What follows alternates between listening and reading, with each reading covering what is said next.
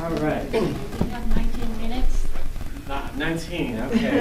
I'm keeping everyone, so everybody, if we can have questions. We're moving faster than normal.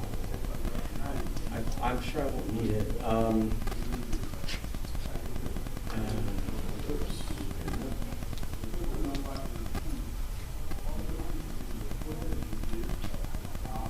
All right, folks.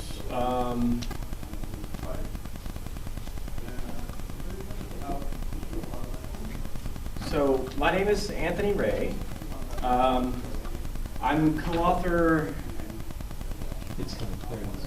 I'm co-author of this project with a gentleman named Subrata Roy, who unfortunately couldn't make it here today due to visa restrictions. But him and I were partnered together through George Mason University through a teacher exchange program, and he himself, it's a good dovetail off of the last topic because he is an EFL teacher and I'm an ESL teacher.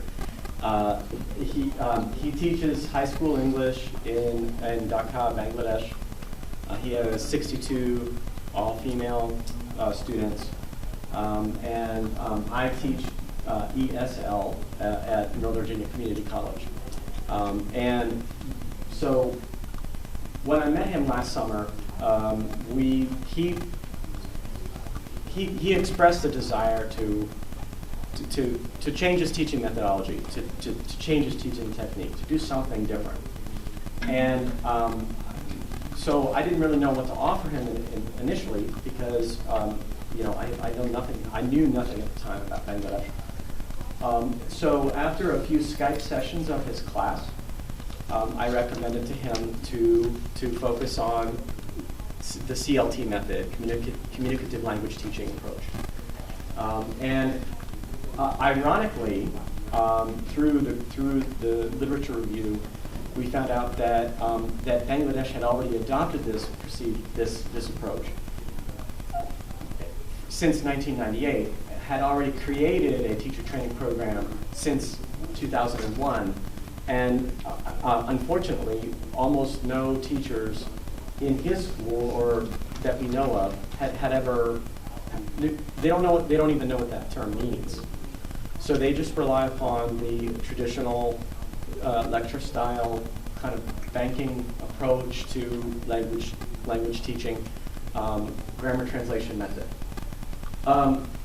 So this project, the point of this paper was we together, him and I together did an action research study on how to change his teaching methodology and film it, record it, study its success or lack thereof.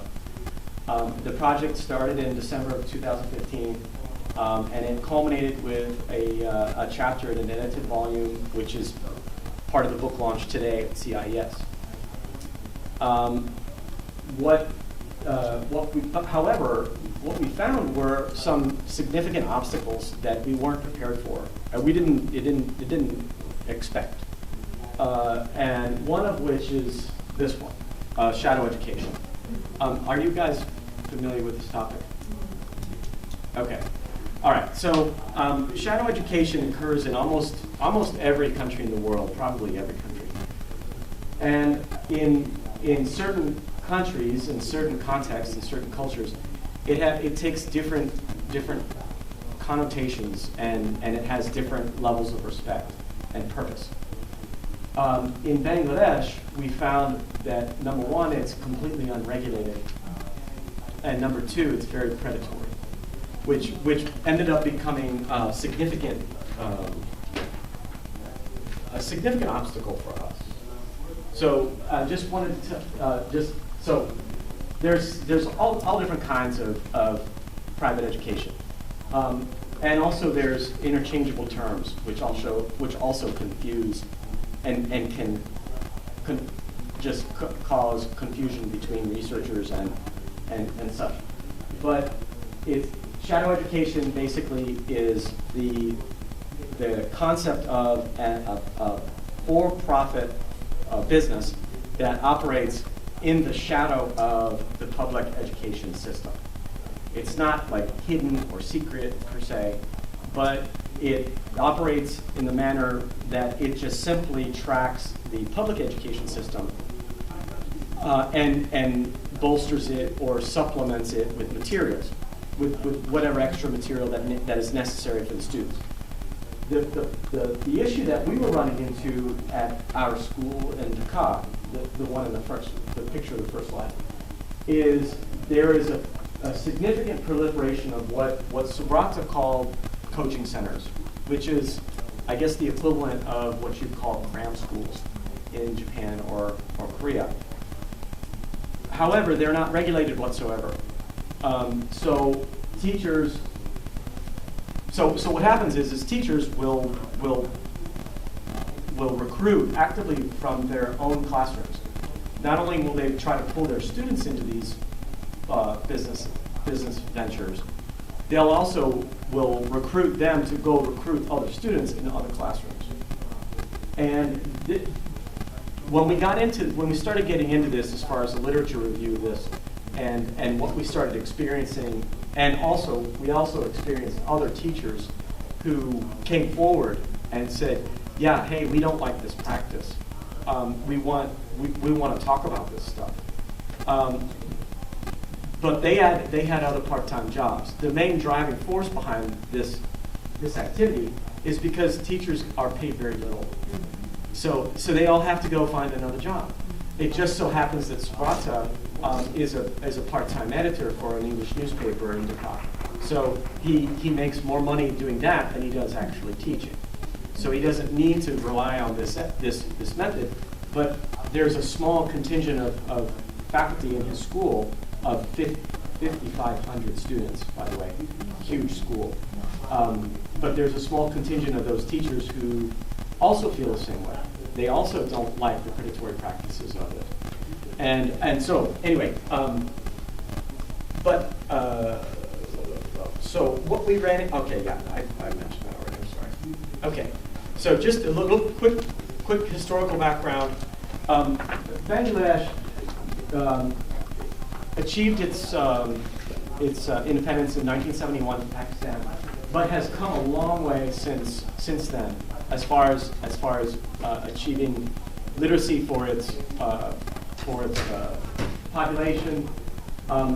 But some driving forces that were probably obviously not the outcomes were inadvertent as far as what they caused.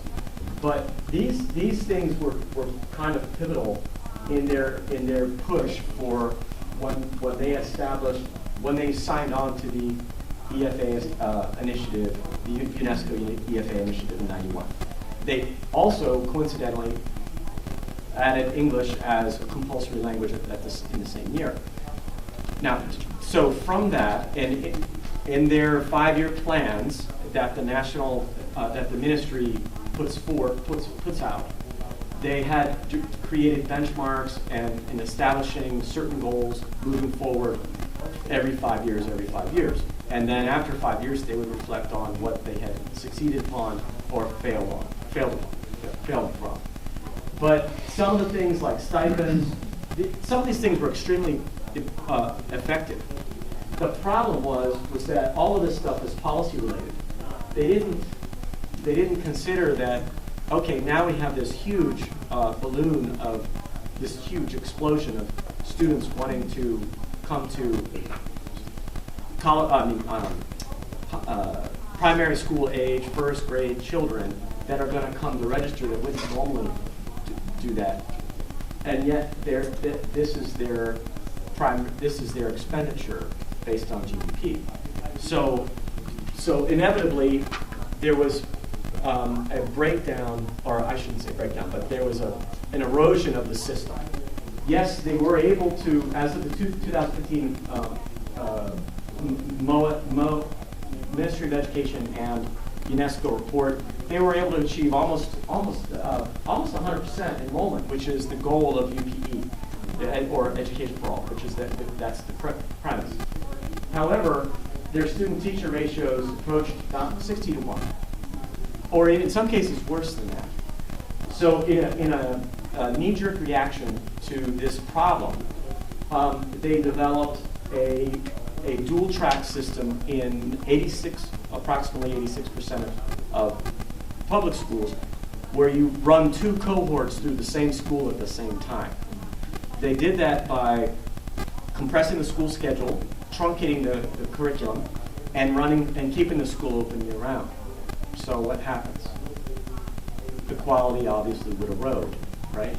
So then you result in stuff like this, where more than a quarter of the students are gone by grade 5. The flip side of that is they also rely upon other methods of primary education, since their expenditure for primary ed is so small, or for education in general is so small, such as madrasas, semi-public schools, and private schools. Semi-public schools are interesting because it's a partnership between a large NGO or manufacturing plant or something of that nature, or military bases in Bangladesh, where they open their facilities to the general public to allow students to study there in primary education. Now they have to use the public school curriculum for that purpose, but it's a privately maintained facility. And so, but the purpose of this paper was to focus on this part, which is what we found, which was most troubling. So our action research study, what we attempted to do, like I'd already mentioned, was to implement or re-implement the CLT approach into one 9th grade EFL classroom of all female, 62 students, all female. And the intervention was 15 weeks, roughly 1 semester. Now, this to me was the most telling and the most interesting, was when we first began, attendance rates ranged from as low as 15% to towards the end of the intervention, almost 100%. And so it just peaked towards the end. And we're not sure why exactly that was. We don't know if that was due to enjoyment of the intervention, although the data would suggest that. Or that could have been the fact that there was an impending efficiency test. However, what was more telling was we had access to the test results of the achievement tests at midterm and at final. And yes, maybe Subrata is a fantastic teacher, but the control groups, per se, that we got the scores from, they were also just as invested in their students. They just taught a different method.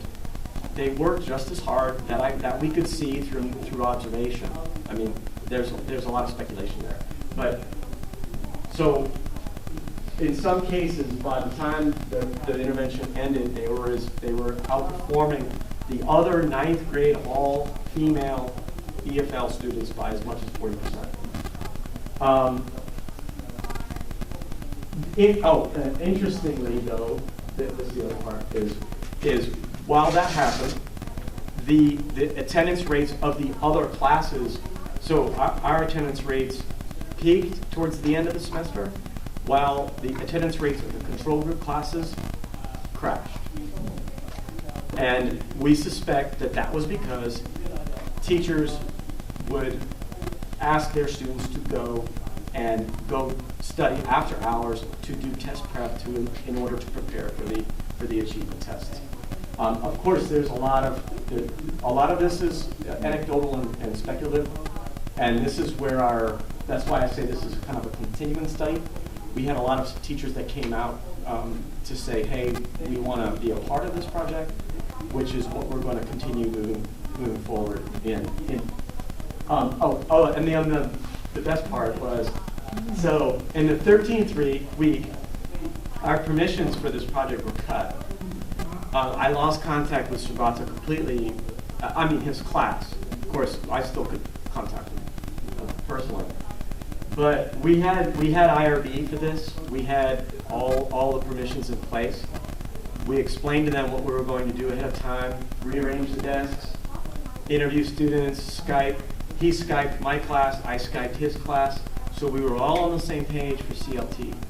Everybody knew what we were talking about, right?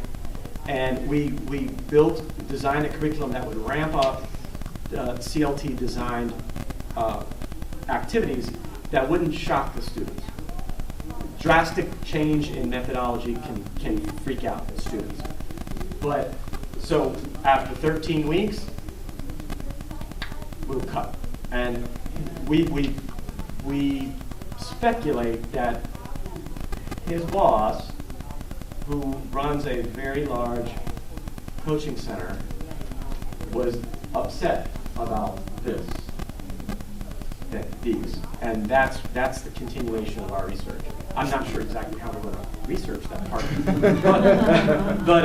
but so he ended up getting a letter of reprimand for doing things that we had already been pre-approved to do. Was no longer been permitted to rearrange the room in a CLT fashion. You know, things like that. Another big issue. Okay, hopefully I have time for this. Another big issue that concerns me personally is the MO establishes an attendance rate of only, first of all, 770 contact hours, 70% minimum attendance rate. Okay, that makes sense for agricultural-based countries. Okay, you've got to go do agricultural work, fine. But that means 540 contact hours and you can pass the class, the school year. But that's way far below what is the international standard set by UNESCO. Now, but what that also does is that also allows a window for students to do other deviant behavior, which is notable in Dakar.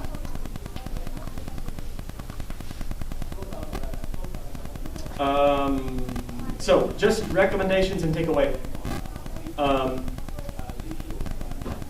Okay, so just one thing I wanted to mention is, so the MO operates on a five-year plan, like many Eastern countries like China and Vietnam. Okay, the last one came out in 2010. It's 2 years too late. We don't know, and I even confirmed it today with him through the MO. It hasn't been updated. Also, the curriculum, 2010. It's not here yet. It's not here. But they don't, in the curriculum and in the teacher manuals, they do not address PST whatsoever. They don't address it at all. So, you know, I realize that there's a school of thought that, you know, private education helps to supplement developing countries' educational systems, but it also has extreme predatory practices, or allows for extreme predatory practices.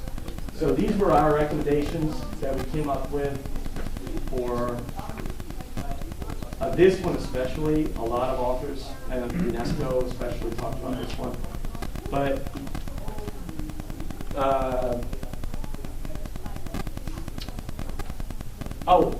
sorry, one last point.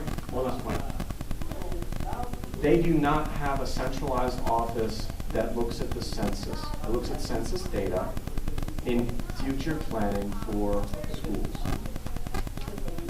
Why? That's a big one to me. How do you plan for population adjustments if you don't have this?